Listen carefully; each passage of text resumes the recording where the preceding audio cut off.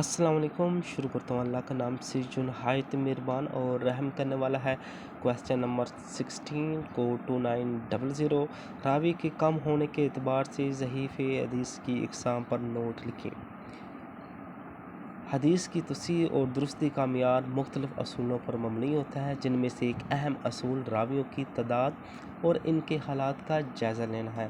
حدیث میں راوی کی کمی یا زیادتی سے اس کی صحت اور ضعف کا تعین کیا جاتا ہے۔ جب راوی کم ہوتی ہیں یا ان کے حالات زندگی کا تفصیل ہمارے پاس نہیں ہوتی تو وہ حدیث ضعیف کہلاتی ہے۔ ضعیف حدیث کی مختلف اقسام ہیں جنہیں راوی کی کم ہونے کے اعتبار سے تقسیم کیا جاتا ہے۔ نمبر 1، مقطوعہ حدیث۔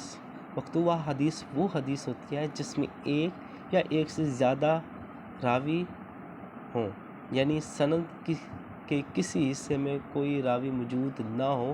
یہ وہ حدیث ہے جو کسی صحابی تک پہنچ کر منقطع ہو جاتی ہے۔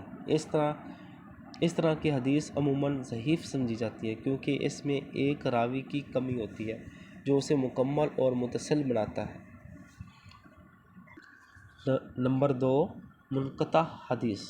منقطع حدیث وہ ہوتی ہے جس میں کسی راوی کا ذکر نہیں ہوتا یا کسی راوی کے درمیان ایک یا زیادہ راوی غائب ہوں۔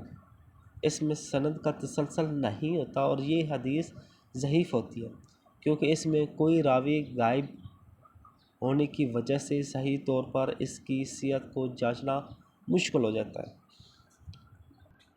نمبر 3، معلول حدیث۔ معلول حدیث وہ ہوتی ہے جس میں کسی راوی کے حوالے سے کوئی نقص یا عیب ہو، جیسے کہ راوی کی حافظہ کی کمزوری یا اس کا جھوٹ بولنا۔ اس قسم کی حدیث بھی ضعیف سمجھی جاتی ہے، خاص طور پر جب اس کا تسلسل اور صحت متاثر ہو۔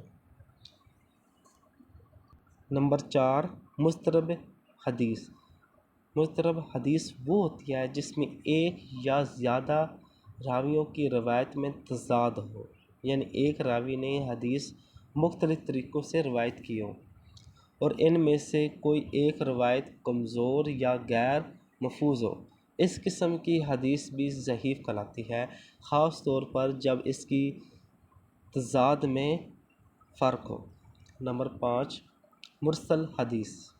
مرسل حدیث وہ ہوتی ہے جس میں تابعی ایک حدیث کو روایت کرتا ہے اور اس میں کسی صحابی کا ذکر نہیں کرتا۔ اس قسم کی حدیث بھی ضعیف سمجھی جاتی ہے کیونکہ اس میں تسلسل کی کمی ہوتی ہے اور تابعی کی روایت کو یقینی طور پر صحیح نہیں سمجھا جا سکتا۔ اگر ہم اوورآل بات کریں، ضعیف حدیث کی اقسام میں راویوں کے کم ہونے کی وجہ سے اس کی صحت پر سوال اٹھتا ہے۔